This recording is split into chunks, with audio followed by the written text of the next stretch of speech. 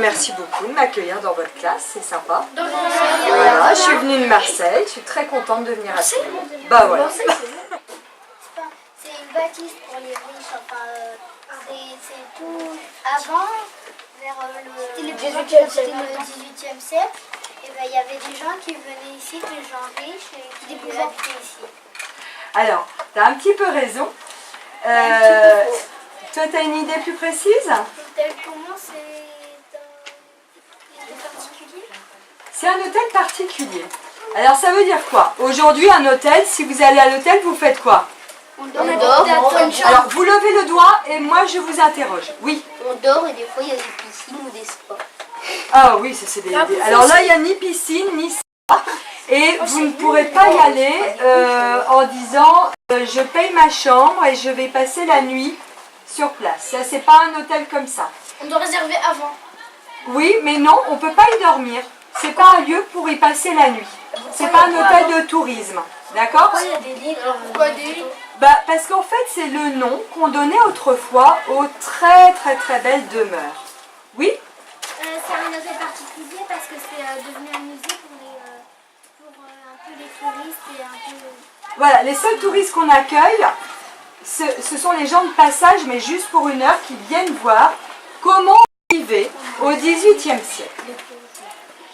Et nous, aujourd'hui, on va essayer de se mettre dans la peau des gens du XVIIIe siècle. Vous verrez qu'on ne vivait pas du tout de la même manière. Donc, tu as raison, aujourd'hui c'est devenu un musée. Alors avant d'être un musée, cette maison appartenait à une des familles les plus importantes de Provence. La famille, alors je vais vous noter leur nom. Leur nom de famille. Alors je mets famille, alors moi j'écris pas aussi bien qu'une maîtresse. Hein. Oui, puisque... Pas grave, on comprend. Voilà, famille, Mais comme nous. Bruni, j'essaie de m'appliquer, mais... Si, vous avez fait un Bruni. Bruni, de... Non, la... Tour... De France. D'Aigle. C'est long comme nom de famille. Ah bah c'est un long nom de famille. Hein. Famille Bruni de la Tour d'Aigle. C'est le nom de cette famille importante en Provence qui habitait dans cet hôtel particulier. Alors, comme c'était une famille importante, c'était une famille noble. Est-ce que vous avez une petite idée de ce que c'est une famille noble il y a 300 ans en France? Oui. Une famille noble, ben, c'est une famille qu'on n'accueille pas comme si une famille ordinaire, on accueille comme si c'était un petit peu comme un mère. Alors, effectivement, ce n'est pas une famille ordinaire. Elle appartient à l'aristocratie française. Et en fait, la noblesse en France, sous l'Ancien Régime, c'est la période où il y a eu les rois de France, hein, l'Ancien Régime, et ben, quand on avait fait quelque chose d'important, réalisé quelque chose qui a permis à la famille de gagner la confiance du roi, on avait le droit de recevoir un titre de noblesse. Donc souvent, ces familles, elles avaient une maison en ville, comme celle-là, une très belle maison. Mais également, la famille Bruni de la Tour d'Aigle, évidemment, avait également un château à la campagne, à quelques kilomètres d'Aix-en-Provence. Et le lieu de ce château, ça s'appelle la Tour d'Aigle, justement. C'est un village qui est à côté d'Aix-en-Provence. Oui. Et il y a toujours des gens qui habitent dans le château? Non, parce que figure-toi qu'au XVIIIe siècle, à la fin du XVIIIe siècle, le peuple, il en a eu marre du système du roi, de l'Ancien Régime. Et il y a eu une énorme révolution. Vous avez peut-être vu, je ne sais pas si ça faisait partie. C'est pas moi qui fais l'histoire, donc je ne sais pas si vous programme. avez vu ça avec Madame Pizarro, la révolution en 1789, la prise de la Bastille, tout ça. Bon, alors voilà, le peuple s'est révolté contre le roi et contre le système. Ah oui, le roi, il est arrivé des malheurs. Et du coup, beaucoup de maisons, beaucoup de familles ont vu leur maison détruite. Et du coup, leur château, lui, il a été incendié. D'ailleurs, l'image qu'on a, ce n'est pas une photo, c'est une gravure. Parce qu'autrefois, il n'y avait pas les appareils photo. Donc on faisait appel à des gens qui venaient faire des relevés, des plans. Donc là, c'est un plan du château avant 1793, donc avant la Révolution. D'accord? Et après? Alors vous avez une petite idée de quel roi vivait au XVIIIe siècle, un roi important qui vivait au moment où la famille Bruni vivait à Aix-en-Provence. Oui. Napoléon? Alors Napoléon, non. Il est arrivé après la Révolution. Charlemagne. Oh, Charlemagne, c'est vieux. C'est un plus ancien.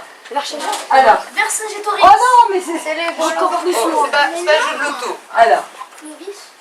Clovis, non, c'est le premier roi de France. Jésus. C'est pour ça qu'il est très important. Ça, c'est le roi des chrétiens. Mais ça, c'était en 0. Non, un roi. Jésus. C'est qui a eu la tête coupée? Comment ça s'appelle? Louis XV. Louis XIV. Alors, j'ai eu 3 Louis. C'est bien un Louis. Le du soleil. Louis XVI, c'est celui à qui on a coupé la tête. Lui, il a payé pour les autres qui précédaient. Et Louis XV, c'est celui qui nous concerne, nous, pour la famille de Brune. D'accord? Et Louis XV, il aimait... Ils habitaient où, les rois de France, les Louis, là? Et il est où, ce château? À Paris. Ibrahim, si tu lèves le doigt, oui. Sinon, c'est non. Hein. Versailles. Ah oui, le château de Versailles. Et c'est Louis XIV, le roi qui a construit le château de Versailles. Et après... Il a eu Loulou. Alors, quand vous voulez parler, vous levez le doigt. Là, d'accord? Parce que sinon, on ne va pas pouvoir s'écouter. Louis XIV a construit Versailles et après, donc, Louis XV y a habité et puis Louis XVI. Et tout ce que fait le roi, évidemment, est à la mode pour les familles nobles. Il faut s'habiller comme le roi et la reine. Il faut avoir du mobilier comme le roi et la reine. Parce que c'est eux qui mènent un peu les codes de la mode. Oui. Celui qui a fait cette image, eh ben, il l'a fait pour que ceux qui... pour que les autres ils voient comment le château il est. Alors, il a fait cette image pour que, en fait, pour réaliser une maison, un château, un lieu, un espace, il faut faire des plans. Il faut le dessiner à d'accord? Et après, on a gardé ces plans et ces images. Oui? Vous avez que les plans extérieurs ou aussi les plans d'intérieur? Ah non, j'ai que cette image-là. Il me reste que ça. En revanche, on a les plans. Bon, là, c'est des illustrations qui ont été faites récemment, mais on a les anciens plans de l'hôtel de Caumont. Alors, si, pour se mettre un peu dans la peau des gens du XVIIIe siècle, je vais vous proposer plusieurs petits jeux. Oui. Pourquoi dès qu'il y en a un, il s'est appelé Louis, tous les autres, ils ont fait Louis avec des chiffres qu'il a. Non, on en a parlé l'autre fois. Alors pourquoi? Parce qu'il y a eu un premier Louis, un deuxième Louis, un troisième Louis, un Louis IX, un Louis XI, un Louis X. Et c'est pour ça qu'on donne des chiffres. Oui, mais pourquoi ils ont tous appelé Louis? Ah, c'était une tradition. On donnait souvent en France le prénom du papa. Ah, mais les pères de Louis, Ça reste un peu vrai en Espagne. Ça, ce sont des éléments, ça s'appelle des frontons. Donc tous ces éléments décoratifs, les chapiteaux des colonnes qui sont en haut, la frise sous le balcon, tous ces éléments font de cette demeure une demeure importante.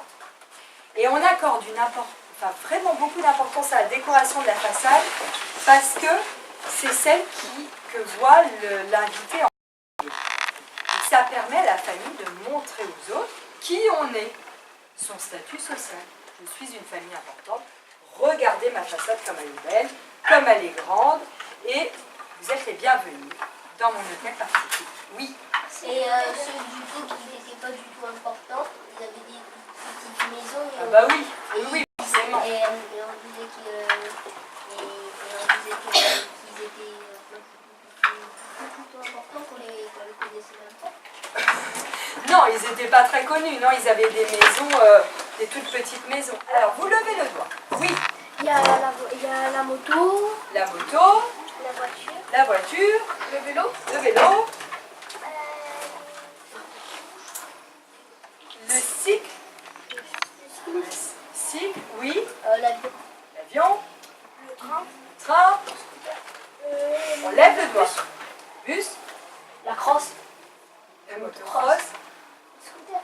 Le roller. Les camions. Vous avez vu?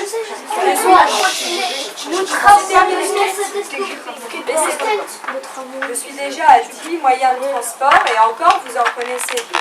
D'accord? Est-ce qu'il y a 300 ans, de quelle manière on pouvait se déplacer? Le cheval. Des carrosses. Ils avaient des calèches, des carrosses, le cheval. Oui? Le mouton. Non, je regrette, ça non. Alors, je vais donner des étiquettes. Locomotive. La locomotive, elle existe pas. Non, Si, la pas locomotive, il y a elle 300 ans. Le char.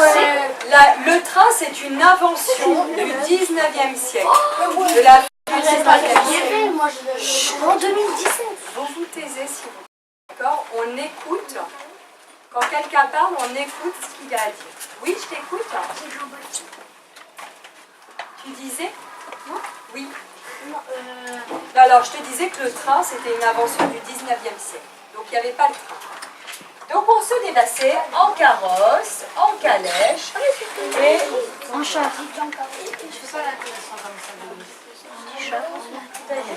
bon, moi, j'ai juste des petites... Et également, sur des petits trajets, avec ce qu'on appelle une chaise à porteur. Alors, Madame Bruni, alors elle est là, la chaise à porteur. Madame Bruni, si elle a besoin de faire un petit trajet, se déplacer dans le centre-ville, elle demande à ses porteurs de l'y emmener. Donc, elle s'assoit dans une chaise et puis les porteurs portent la chaise. Alors, sinon, pour se chauffer, vous, pour vous chauffer, vous faites quoi? On va vers le chauffage. Il y a un chauffage, exactement. Et là, dans les pièces de la maison, est-ce qu'il y avait des radiateurs? Non. Comment faisait-on pour se chauffer? Exactement. Il allumait un feu dans la cheminée. Et vous verrez que c'est une époque, au lieu d'avoir des pièces monumentales et très grandes, alors il y en a une qui est très importante, c'est la pièce d'entrée, qu'on appelle le vestibule. Vous verrez qu'elle est monumentale. Parce qu'elle doit, pareil, elle doit impressionner les visiteurs. En revanche, les autres pièces sont assez petites. C'est juste pour permettre à la chaleur, à la cheminée, de chauffer plus vite la pièce. D'accord? Sinon, pour vous éclairer, aujourd'hui, nous, grâce à l'électricité, on s'éclaire avec des lampes. Des lampes. Mais il y a 300 ans, s'éclairait de quelle manière? Ils mettaient des bougies sur des espèces de... Il y avait des... Ils fabriquaient des verres et tout. Ouais, voilà, des sur lustres, exactement. Et ils allumaient des bougies. Exactement, tu as raison. On mettait des bougies sur des lustres. Sauf que là, vous voyez les bougies, on les posait donc soit sur des chandeliers, soit sur des appliques comme ça contre le mur, soit sur des lustres. Si aujourd'hui on achète des bougies, qu'on les met sur un lustre, vous passez sous le lustre, qu'est-ce qui va se passer? Il y a le truc là, il va la cire. C'est de la cire, d'accord? Parce qu'aujourd'hui, quand on fabrique des bougies, elles sont de très mauvaise qualité. Il y avait aussi plein de décors, vous verrez plein de décors sur les murs qui sont en or.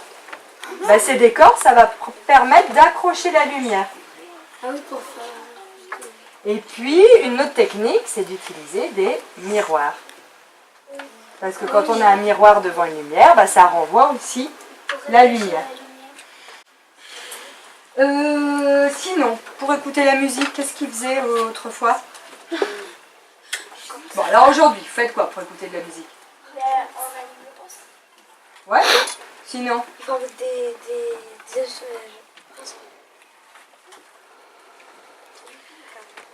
MP3. MP3. On allume la radio. Des téléphones. Téléphone. Bon, vous avez plein de moyens, mais il n'y a aucun autre moyen pour écouter de la musique? Ah, il y en a bien qui jouent à un instrument de musique ici dans cette classe. Non? Tu vas faire de la guitare? Ça, c'est génial, hein?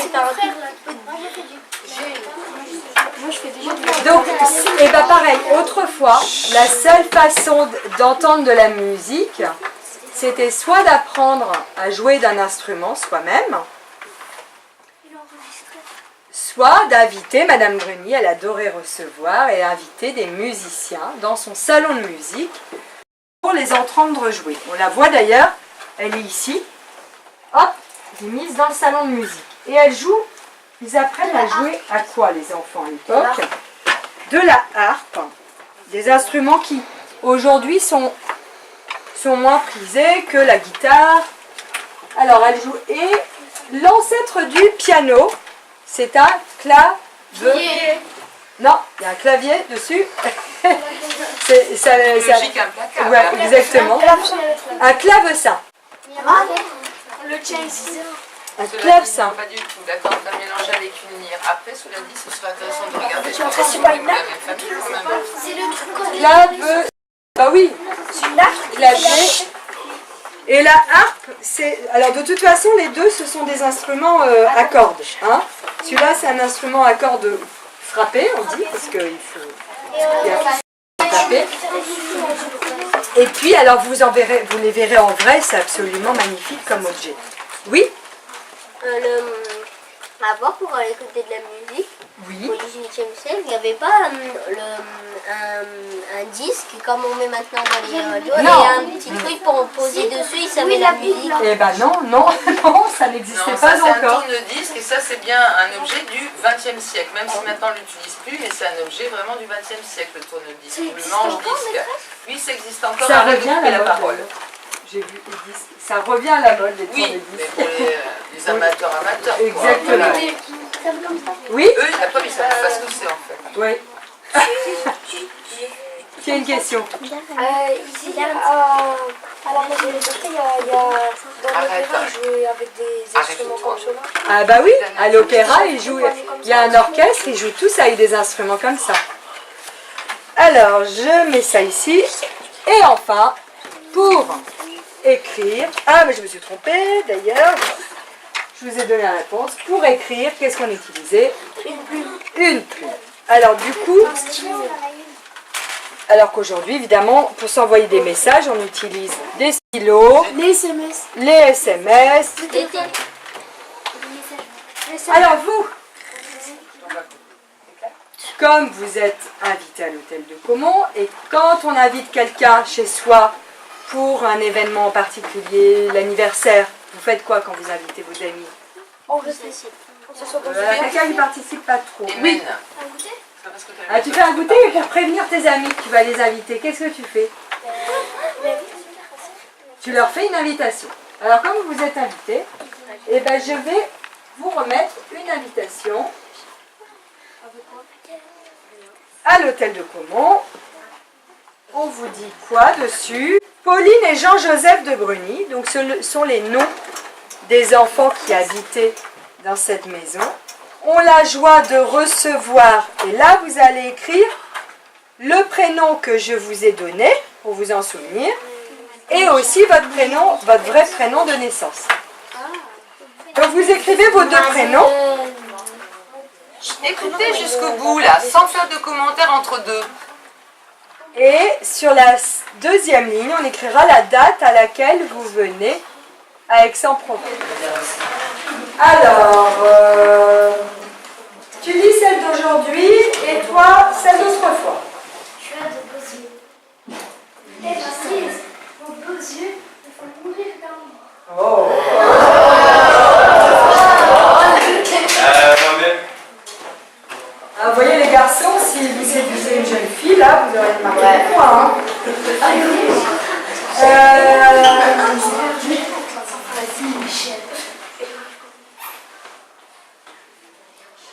Attends. Non, ça ne marche pas.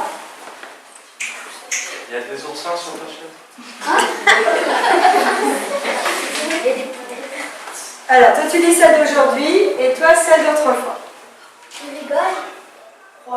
Croyez-vous donc que je vous plaisante? Croyez-vous donc que je plaisante? Croyez-vous donc que je plaisante? Vous voyez le nombre de mots qu'il y a pour dire tu rigoles? Ah, vous avez fait l'année dernière le langage soutenu. Oui. Alors nous, notre langage, c'est plutôt du langage courant, et à l'époque, les nobles parlaient avec un langage plutôt soutenu. Pas familier. Alors, Claude et Jean.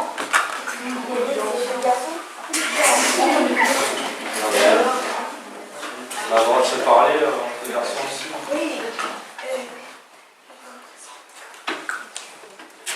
Alors, toi tu lis celle d'aujourd'hui, et toi celle d'autrefois. Tu es complètement malade, tu es fou. Vous êtes trempé. Monsieur Jean. Timbré. Vous êtes timbré. C'est Jean. Oui. Monsieur Jean, timbré comme ça. Vous êtes timbré, monsieur Jean. Timbré comme 100. 100 C-E-N-T. Bah, tellement fou, vous êtes timbré, vous l'utilisez pas ça. Vous êtes timbré. Si, je l'utilise. Hein? Ouais, ça se dit encore un peu. Ça se dit encore un peu. Vous êtes timbré comme 100, ça veut dire que vous êtes trop quoi. Trop fou. Trop. Vous êtes trop fou timbré. comme 100 personnes folles en fait. Attends, je vais récupérer la petite carte.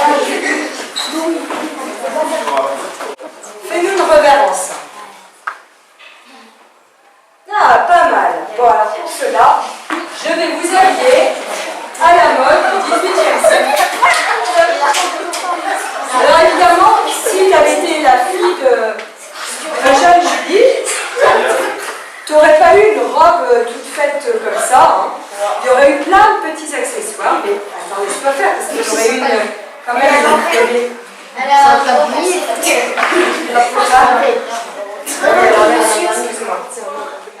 il y aurait quelqu'un qui t'aurait aidé à t'habiller le matin. Et tu vois, évidemment, tu aurais été coiffée, les cheveux toujours attachés. Hein, parce que sinon, ça faisait négliger hein, d'avoir les cheveux détachés. Et puis, tu aurais porté des petits accessoires dans les cheveux, un joli ruban, une plume, peut-être avec des perles, quelque chose avec ça. Et les filles, elles avaient quoi sous les jupes? Un truc en fer. Oui, un truc en fer, c'est arrondi, c'est fait exprès pour ça aussi. Oui, c'était des paniers, on appelait ça des paniers. C'est une structure qui permettait de gonfler la jupe. Il y avait des corsets qu'on pouvait changer. On changeait d'ailleurs cette partie, la partie qui était devant. Et ces paniers-là, bah, parfois c'était très très large. Donc c'était bien parce que comme ça on n'était pas trop près des gens. On gardait une certaine distance aussi. On ne pouvait pas se coller à la jeune fille. Et parfois ça pouvait tourner. Comme ça on pouvait mieux passer dans les corps. Et jeune homme, je vais vous rhabiller également. Alors, vous avez vu les tissus comme c'était beau hein, c'est des tissus avec des broderies. Les broderies, c'est le nom qu'on donne aux dessins qui sont cousus au fil. Alors, en vrai, c'était pas tout à fait comme ça, les gilets. Hein. Là, ça te donne une...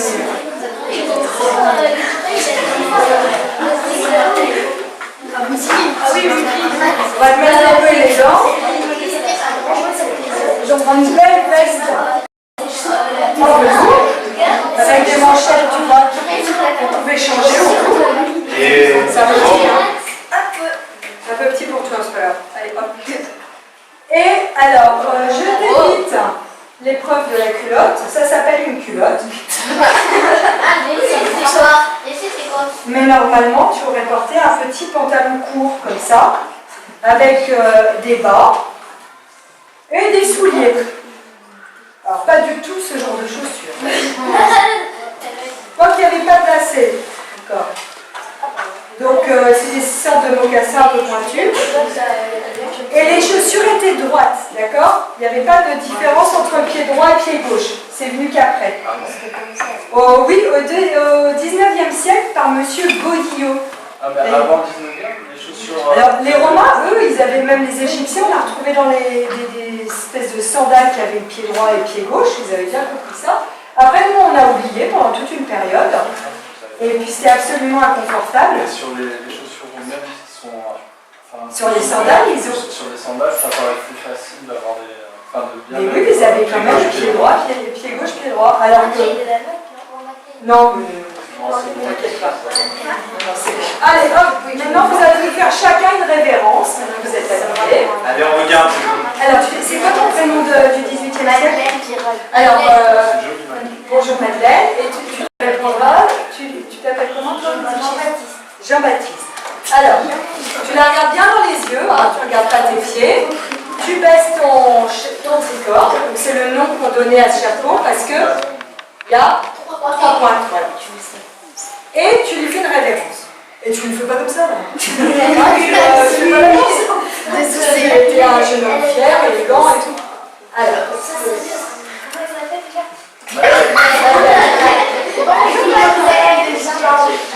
ah, alors normalement c'est une génuflexion, c'est-à-dire génu, le genou, flexion. Tu fléchis ton genou.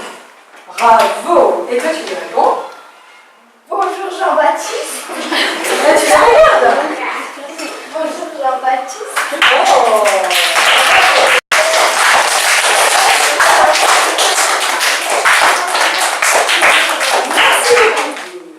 Pour faire une perruque à la mode Louis XV.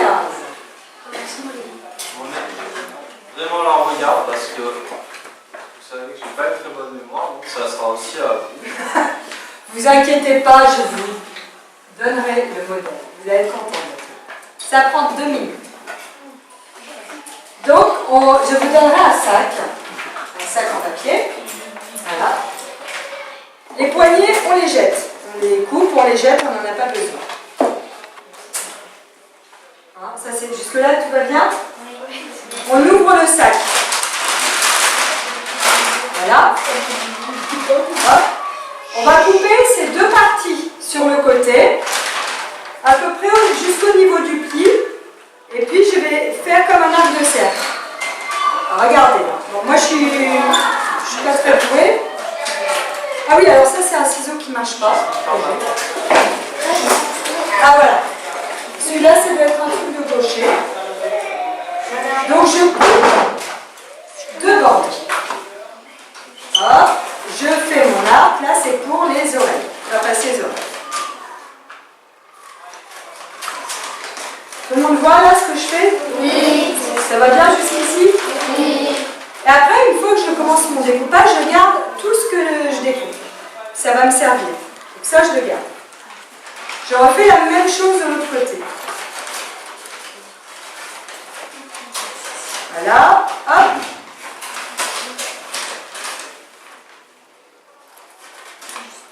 Moi je fais pas bien parce que j'ai pas la table pour m'appuyer, donc c'est pas grave. Voilà, ça je le garde.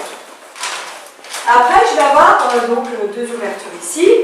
Et puis là, je vais refaire un découpage en faisant une courbe là pour le front.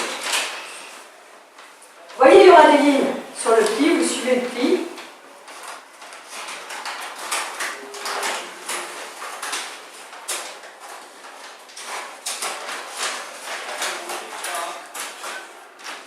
J'ai ça, je vais le couper en 2 dans le sens de la hauteur, comme ça j'aurai 4 bandes. 1, 2, 3, 4. Et ça j'en fais quoi? Je le garde. Ok, bien. Tu commences à essayer la perruque. Ça va pas bien. On va pas faire une tête carrée. Hein, on va l'arrondir, ça va pas. Donc reste là. Pour l'arrondir, j'enfonce les pointes. Ça va? Vous comprenez, hein? C'est pas bien d'avoir la tête pointue comme ça. C'est mieux. Mais oui, mais t'as des cheveux qui soulèvent ma perruque. Moi j'ai des petits cheveux. Hein? C'est pas grave. C'est pas grave. Après, je vais te faire des cheveux. Attention à tes oreilles. Ah oui, oui, tu dis aïe.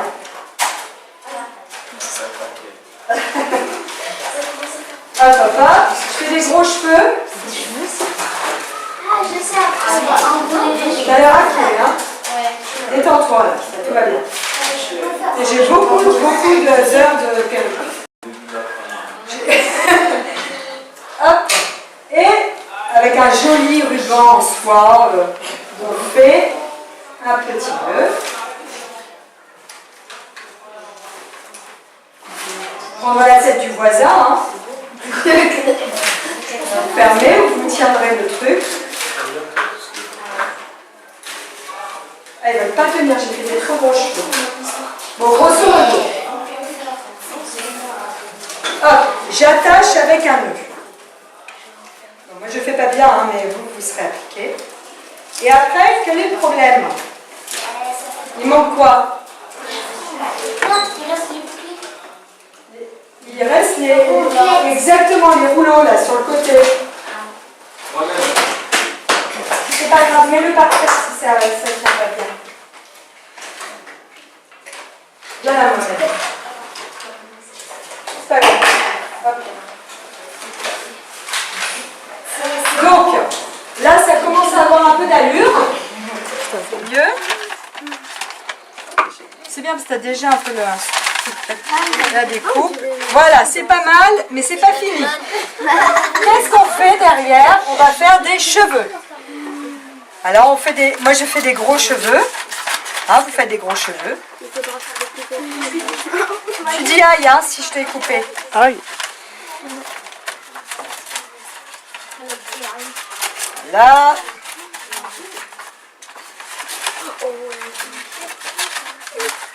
Et qu'est-ce qu'on met pour attacher les cheveux? Un joli ruban en satin.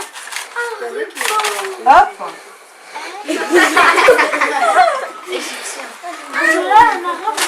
Oui. J'attache, d'accord? Donc c'est facile. Vous allez, avec vos petits doigts, vous faites mieux que moi. Je ne suis pas une grande plasticienne. Hein. T'es fière?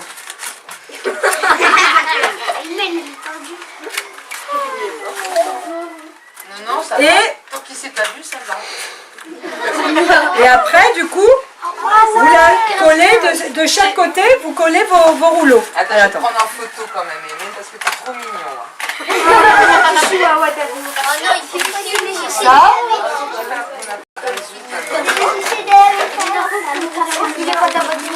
Toi, tu vas mettre la veste, hein? Non, mais attends. Oh oui, c'est trop mignon, j'adore. Un beau plan.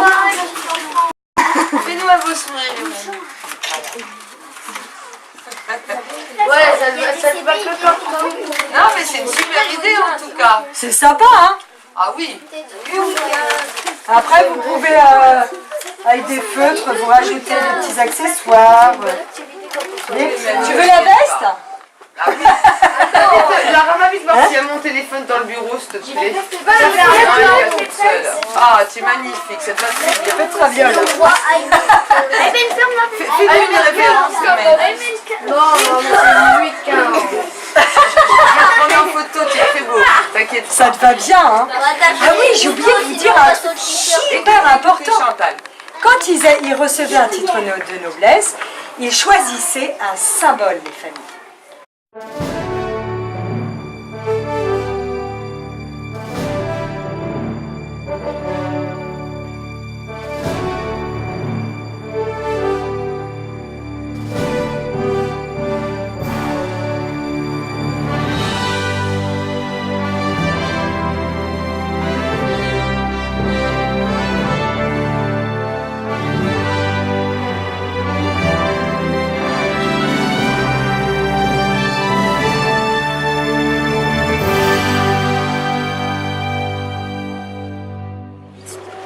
Dans chaque pièce, vous devrez découvrir des objets en déchiffrant des indices. Dès que vous aurez résolu l'énigme, vous recevrez une lettre que nous avons rédigée à votre attention. PS. Nous avons caché un trésor à la fin. Est-ce que vous avez compris le programme? Oui, Bravo. Alors, c'est par ce beau portail, vous le voyez ici, que nous entrons dans notre hôtel particulier. Donc on entre en voiture de course? Oui. Non, pas au 18e siècle. On entre en calèche. Exactement, on entre en carrosse. Alors le carrosse, il passe comme ça. Hein. Il fait le tour en gros. Ensuite, Exactement, c'est un peu une parade. Ensuite, ils déposent les invités dans l'hôtel particulier. Et ensuite, on va le remiser dans la cour des communs. Ça, c'est la cour d'honneur. Ça, c'est la cour des communs. Vous voyez la grande porte grise? C'est la porte des écuries. Là où on mettait les choses. Alors là, on va dans les écuries. D'accord? En fait, il y avait et les serviteurs, parce que dans cette maison, je vous ai dit, un papa, une maman, 2 enfants, mais en fait, il y a beaucoup de serviteurs. Alors, en revanche, tu es très galant. On va laisser passer les jeunes filles devant et on se met 2 par 2. Et on se tient droit, vous savez, le menton un peu court. D'accord? Très bien, les filles. Droit. Bravo, c'est très très bien.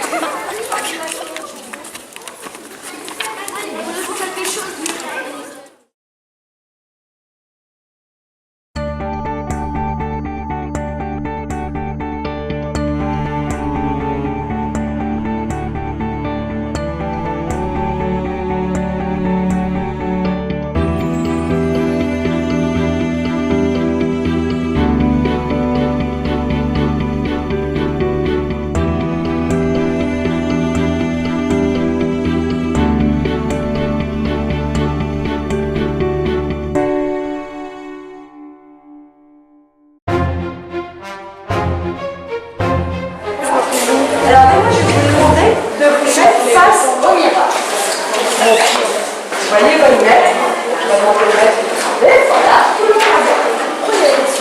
Qu'est-ce que vous voyez? Combien vous comptez de lustres là? Les lustres, ce sont ces objets qui sont suspendus et qui permettent d'éclairer la pièce. Non, mais il y en a une infinité de lustres. Vous avez un tunnel de lumière. Et en fait, c'était un moyen pour les familles de... Ça permet quoi, les miroirs? Non, mais avec la lumière, Ça éclaire. ça va renvoyer la lumière. D'accord? Donc on utilise les miroirs. On utilise aussi les petits objets accrochés, toujours les bougies. C'est pour, par exemple, s'il y a la lumière de la bougie, elle passe un des cristaux, ce cristaux, on va envoyer de la lumière à d'autres cristaux et Ça fait briller un peu plus. D'accord? Et il y a l'or des gypses qui permet d'accrocher la lumière. Question. Effectivement, le baron et la baronne, ils ne dorment pas dans la même chambre. Parce qu'en fait, donc, je vous explique. Alors, la baronne, c'est Jeanne-Julie, d'accord? Le baron, c'est Jean-Baptiste. Quand Jeanne-Julie, elle a eu 16 ans, son papa et sa maman, ils se sont dit, il faut qu'on marie notre petite Jeanne-Julie. Et ils se sont dit, tiens, il y a Jean-Baptiste, il a plein d'argent, je vais me marier avec, ça va être un beau mariage de le marier avec Jean-Baptiste. Donc les parents de Jeanne-Julie, ils sont allés voir les parents de Jean-Baptiste en disant, qu'est-ce que vous en pensez si on marie notre petite Jeanne-Julie à votre petit Jean-Baptiste? Et ils se sont mis d'accord, et donc Jean-Baptiste et Jeanne-Julie se sont mariés. Et vous voyez, ça s'appelle un mariage arrangé. C'est les parents qui ont décidé, vous comprenez? C'est pas Jean-Baptiste, c'est un mariage, c'est les parents qui ont décidé. Ils allaient se marier. C'est comme si tes parents, ils décidaient de la femme avec qui tu allais te marier. Tu comprends? Ça s'appelle un mariage arrangé. Donc, Jean-Baptiste et Jeanne-Julie, ils se sont mariés, ils ont eu des enfants ensemble, mais ils n'étaient pas obligés de dormir tout le temps dans la même chambre. Donc il y avait les appartements de madame, là on se trouve dans les appartements de madame, et de l'autre côté, il y avait les appartements. Au 18e, les petits meubles, ils sont montés sur des ronds. Vous voyez celui-ci aussi. Ah ouais, ça c'est étonnant. C'est parce que contrairement à aujourd'hui, on sort les meubles du milieu de la pièce quand on en a besoin. Les meubles, ils ne sont pas fixes. Les meubles fixes, ce sont ceux qui sont contre le mur. Donc par exemple, il y a le bureau de la maman, là où elle fait sa correspondance. Celui-ci, il ne bouge pas. En revanche, le matin, quand elle se réveille, la maman, il n'y a pas de meuble ici. Il y a juste sa petite table de nuit au pied de son lit. Quand elle se réveille, on enlève la petite table de nuit, on la met dans une petite pièce secrète qui est derrière là. Vous voyez la porte?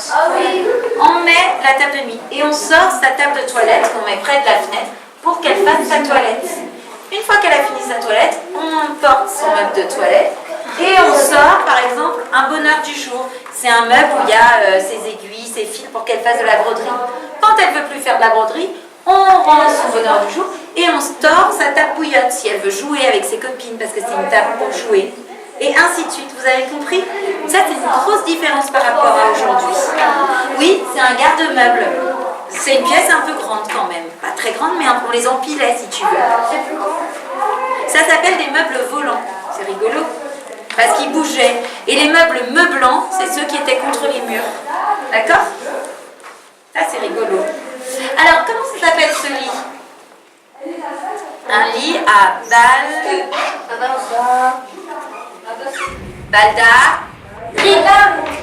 baldaquin.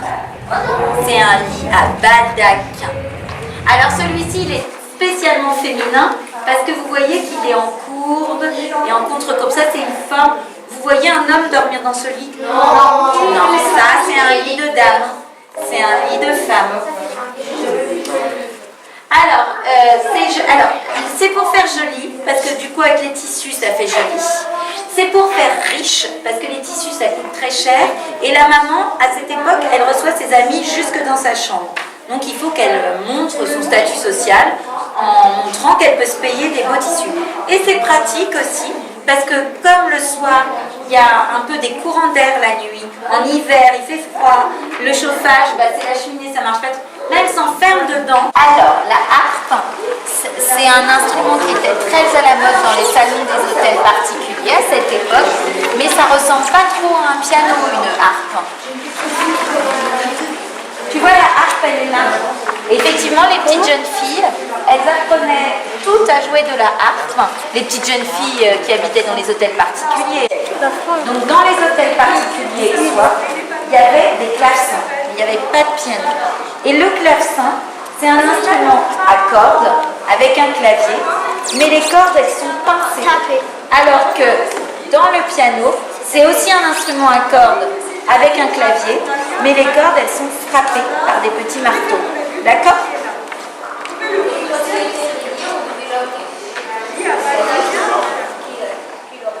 Exactement, pour le faire accorder. Mais le spécialiste, il venait à la maison. Parce que c'est des instruments qu'on n'aime pas transporter. Parce que quand on les transporte, ils se désaccordent. Tu comprends? Non, elles s'en mêlent pas, mais quelquefois il faut plus ou moins les tenser. Comme quand tu accordes un instrument à cordes. Comme une guitare. La guitare, on a toujours besoin de la réaccorder. Un clavecin, on a besoin, c'est comme un piano, ça se désaccorde. Tu comprends? Donc ici, on est dans le salon de musique. Alors, je vous ai dit tout à l'heure que le papa et la maman, ils recevaient beaucoup des invités. Et pour les recevoir, ils imaginaient des divertissements. Donc les divertissements, c'était la musique. Donc ils faisaient venir des musiciens pour qu'il y ait un petit peu de musique, pour danser. Et sinon, ils organisaient des jeux. Alors, soit des jeux qu'on faisait comme ça, par exemple le jeu des mimes. Vous voyez, ils mimaient un métier. Ou alors le jeu, qu'est-ce qu'il y avait comme jeu le jeu des portraits. Tu sais, c'est le qui est. Par exemple, si je pense à quelqu'un et vous devez deviner en quoi, est-ce que c'est un garçon, est-ce que c'est une fille. Ouais, vous voyez ce que c'est comme jeu ça. Est-ce qu'il a des... Ouais, exactement.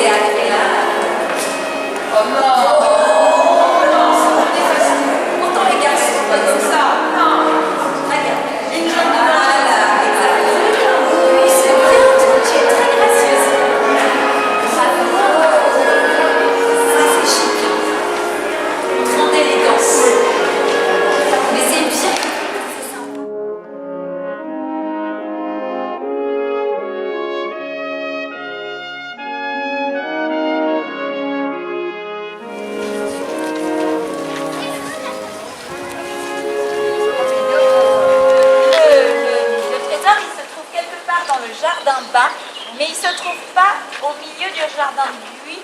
C'est pour ça qu'il y a les petites chaînes, vous ne passez pas à l'intérieur. Ça ne sert à rien, le trésor, il n'est pas à l'intérieur. Celle ou celui qui trouve le trésor. Oh, hop, hop, hop. Celle ou celui qui trouve le trésor. Prends le trésor délicatement. Dit, j'ai trouvé le trésor. Regarde. J'ai trouvé le trésor. Et il le rapporte à Marie ou à moi. Et on le découvrira ensemble. Alors, mon groupe est parti là. Et mon groupe de là.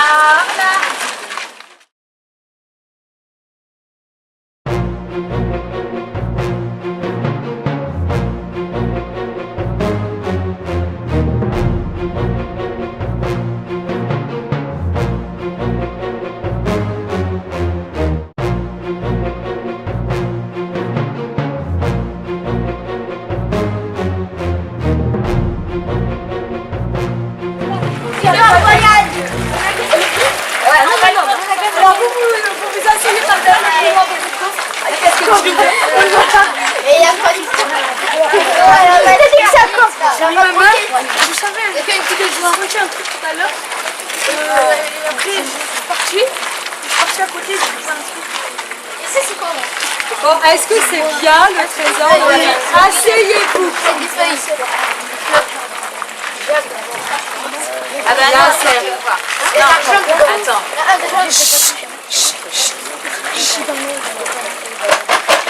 Des clés. Non, des jambes. Il y a des billets, il y a des billets. C'est des clés de... C'est des clés d'un... quelque chose En tout cas, c'est un petit peu... Non, allez, On va sortir les objets les uns après les autres. Intéressant. Alors, à quoi elles servent cette clé? À boire des coups de Mohamed. C'est pas bête, c'est pas idiot, il est On impeccable. observe. Non, impeccable. Il n'en a pas un. Impeccable. Ça sert à observer pour les enfants les petits insectes, les feuilles. Non, Non, malheureusement, c'est celui qui a trouvé c'est le trésor. privilège de C'est celui le qui a petit trouvé. privilège. Ce sera lui? Non, c'est le trésor des enfants, en fait de Pauline et de Jean-Joseph. Alors tiens, vas-y. Allez. cravate. Alors, ça, quand on avait vu le... Attends. Quand on avait vu l'habit du papa, là, vous savez, les habits sont en soie, et puis sur le Assieds-toi, bord autrement, des je peux pas habits, on filmer. mettait des... Asseyez-vous les Assieds-toi enfants. parce qu'autrement je peux pas filmer. Des galons Merci. de soie, noyés avec des broderies, et puis des boutons en or, avec les armoiries. Ah bah oui, c'est un trésor. C'est la... Je la vois pas, je la vois. Attendez. Des plumes pour faire la place. Alors ça, c'est des plumes d'oiseaux. Pour mettre sur les cheveux ou les chapeaux. Ouais. Est-ce qu'on les trouve facilement dans la nature? Non. Ah mais c'est pas bien, ça tient mal sur ta Si, regarde, moi je trouve pas mal. Tu l'as pas fait. On te décore. On te décore très bien, Mohamed. C'est devenu un coloré. Tu te décore. Pourquoi déco? Est-ce que ce sont des plumes qu'on trouve ici dans un jardin? Non. Tout à l'heure, vous allez aller pique-niquer au parc Jourdan, vous regarderez quel genre de plumes vous trouvez. Et ça, ce sont des plumes d'oiseaux qui sont un peu beaux oiseaux. Si, ce sont des vraies plumes. C'est des plumes d'oiseaux un peu exotiques. Non, non, ce sont des vraies plumes. Oui, Ah, vous la conservez précieusement en souvenir. Ah, si vous trouvez des petits trésors au parc Jourdan, vous les rapportez à Toulon et vous constituez votre petite collection de souvenirs. Quand le papa, donc, il allait à Marseille, vous savez, pour acheter des choses exotiques, et ben, ça lui arrivait d'acheter des animaux. Donc il avait par exemple un petit singe et il avait aussi des perroquets. Et en fait, du coup, il avait une volière à la Tour d'Aigle dans son château. Et les enfants, ils aimaient bien ramasser les plumes qui tombaient de ces oiseaux de toutes les couleurs. Et ils les gardaient comme des trésors. Non, non, non, non. Pas des vraies jumelles, ça. Alors, Tara, vas-y, regarde si elle fonctionne. J'en ai eu. Alors moi je sais, quand ils étaient dans leur château le week-end à la Cour d'Aigle, ils regardaient les invités arriver. Tiens, il y a Madame la Marquise qui arrive. Monsieur le comte, le comte de Provence qui arrive. Ils espionnaient les parents. Ah, Ça l'inspire ça. non. Alors, c'est en quelle matière, ça? C'est du maquillage, c'est corail. Est-ce qu'on le trouve sur nos plages de Méditerranée? Non, Pacifique. Exactement. Ça fait partie des objets que Monsieur le Baron achète. Et ce corail, il vient des îles tropicales. D'accord? Donc ça, c'était typiquement le genre d'objet qu'il plaçait précieusement dans son cabinet de curiosité. Vous avez vu tout à l'heure dans la bibliothèque. Pour que les invités puissent admirer des choses qu'on ne voit nulle part ailleurs en France. Pareil pour ce coquillage. Et ça c'est quoi? Un coquille. Moi je l'ai vu. Un fossile. Vous savez comment s'appelle ce fossile? Oui, c'est un escargot des mers. Oui, et il a un nom scientifique. Ça commence par un A. Attendez. Ah, je sais, non, c'est pas. C'est pas quelque chose comme Atropos, quelque chose comme ça. Amoli. Bravo. Bravo. Il a pas dit autre. Un collier. Vous avez vu tout à l'heure quand on regardait Pauline, hein, elle avait des accessoires. Attends, on n'est pas là. Alors, le problème. Il a pas un garçon pour les oreilles. Non. Regardez ce qui se passe. C'est des gars au vœu. Ils sont morts. Ils sont vus. Qu'est-ce qui s'est passé? C'est cassé. Oui, elle est blessée.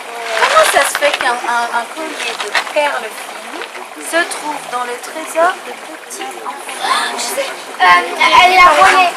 Bah, à mon avis, elle a voulu se déguiser avec les trucs de sa maman, elle s'est mis ça, Elle elle l'a s'est mis des cassé et elle chaussures. voulait pas le rendre. Alors elle l'a caché dans sa voiture. Tu connais bien les petits coquins. Tu voles à la maison. Hein? Et elle a caché, la maman elle se dit j'ai perdu mon joli collier. Elle a même des cheveux. Des cheveux, ça c'est bien ça. Elle a des cheveux. Pour le doigt. On peut mettre son doigt. Celui le roi. Tu vas à C'est pas pratique sur le doigt. Bon, c'est trop petit pour un garçon. Ou une souris. On a le droit d'être souris à l'hôtel de Caumont que si on a une couronne. Elle la cache parce que les autres. Sinon on dégage. Les petites souris là. Donc, toutes, asseyez-vous. Toutes les petites souris de l'hôtel de Caumont, elles avaient une petite couronne. C'est vrai, c'est pas Ça c'est un truc de lustre. Elle a cassé, elle m'a dit en C'est encore une bêtise, elle connaît bien les bêtises. Pas comme moi. Elle a l'habitude de le faire, ça. Je trouve une clé. J'ai trouvé la clé de ma maison. Chez moi. Donc il avait volé la PlayStation pour moi. C'est La clé de la porte.